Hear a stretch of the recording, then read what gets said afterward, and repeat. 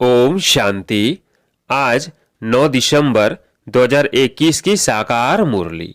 आज बाबा ने कहा, मीठे बच्चे, बाप आए हैं तुम्हें राजयोग सिखलाने। बाप के सिवाय कोई भी देदारी तुम्हें राजयोग सिखला नहीं सकता।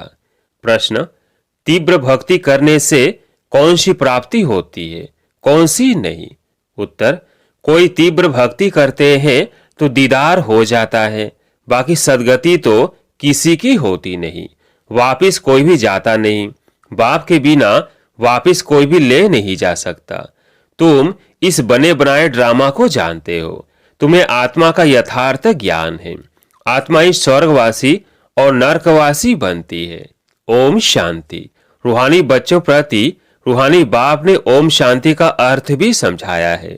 ओम को अहम अर्थात मैं भी कहा जाता है। मैं आत्मा, मेरा शरीर, दो चीजें हैं। ये आत्मा ने कहा। ओम शांति अर्थात शांति मेरा स्वधर्म है। आत्मा का निवास स्थान है शांति धाम अथवा परम धाम। वह है निराकारी दुनिया और यह है साकारी मनुष्यों की दुनिया। मनुष्य में आत्मा है और यह शरीर 5 तत्वों का बना हुआ है। आत्मा अविनाशी है, वह कब मरती नहीं। अब आत्मा का बाप कौन? शरीर का बाप तो हर एक का अलग अलग है, बाकी सभी आत्माओं का बाप एक ही है, परम पिता परमात्मा। उनका असली नाम है शिव।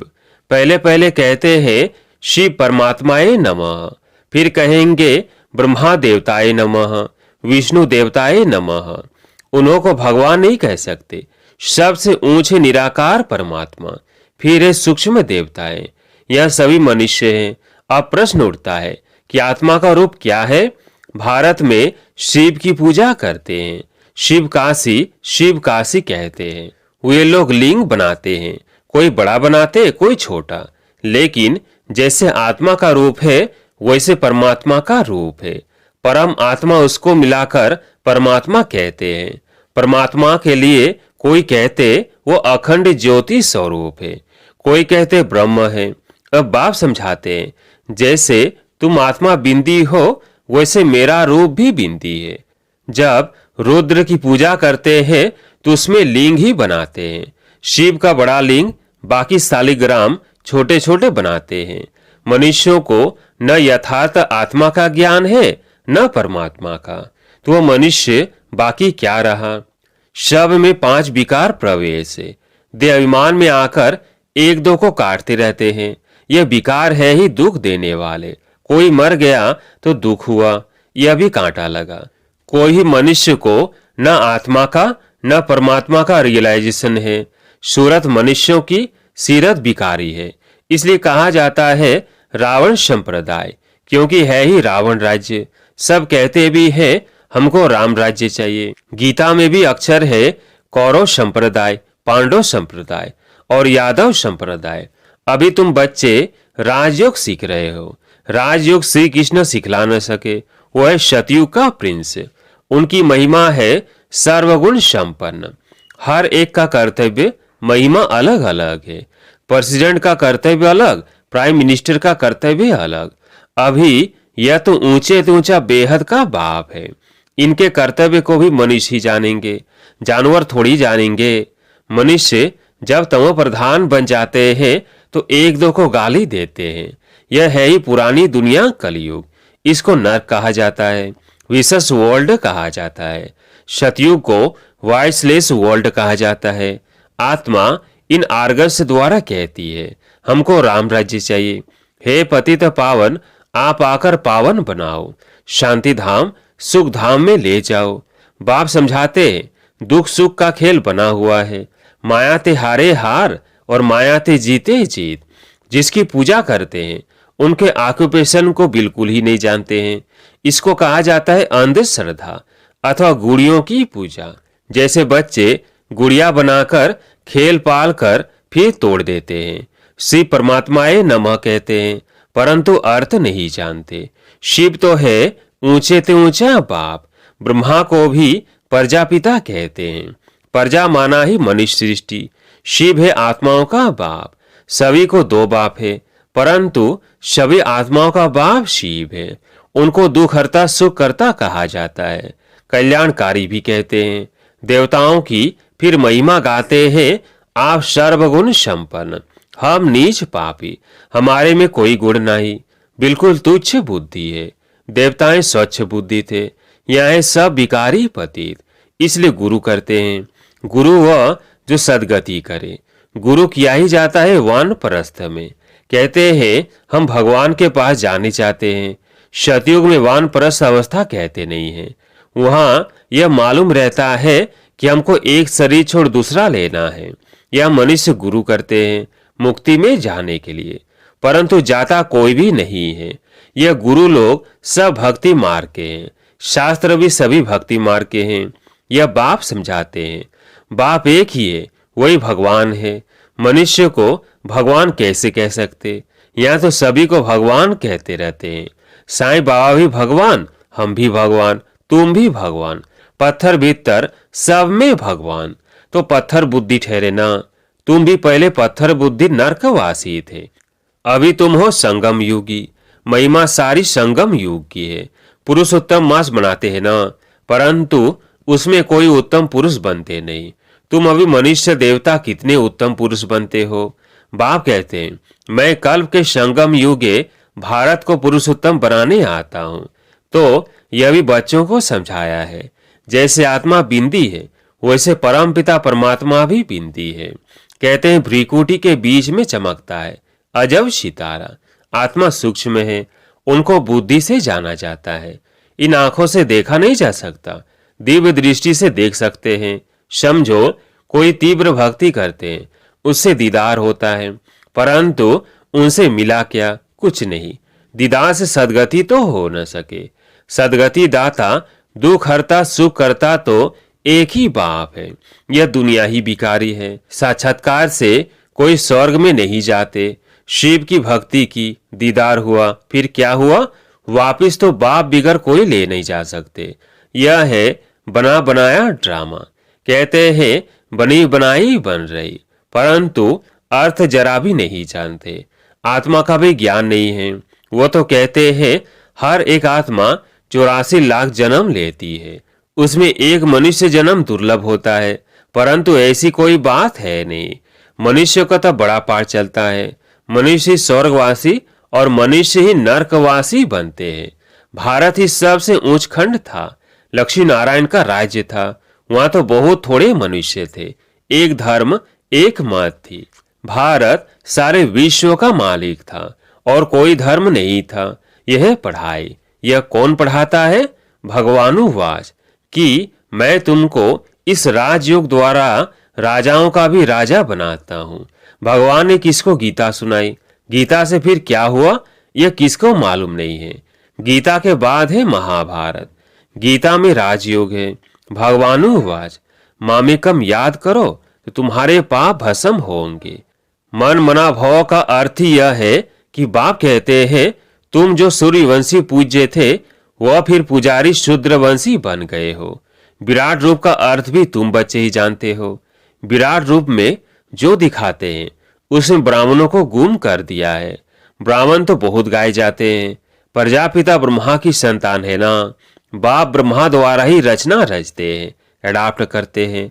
अब तुम हो ऊंच ब्राह्मण, तुमको रचने वाला है ऊंचे से ऊंचा भगवान जो सबका बाप है। ब्रह्मा का भी वो बाप है, सारी रचना का वो बाप है। रचना हो गई सब ब्रदर्स। बरसा बाप से मिलता है, न कि भाई से। शिव जयंती भी मनाई जाती है। आज से 5000 वर्ष पहले ब्रह्मा तन में शिव बाबा आया था। देवी देवता धर्म स्थापन किया था। ब्राह्मण ही राजयोग सीखे थे, वह तुम अब सीख रहे हो। भारत पहले शिवालय था। शिव बाबा ने शिवालय अर्थात स्वर्ग रचा और भारतवासी ही स्वर्ग में राज्य करते थे। अब कहाँ राज्य करते हैं? अब पति दुनिया नरक है। यह कोई समझते नहीं, तो हम नरकवासी हैं। कहते हैं फलाना मरा स्वर्गवासी हुआ, तो अपने को नरकवासी समझना चाहिए। बाप कहते मैंने तुम बच्चों को स्वर्गवासी बनाया था।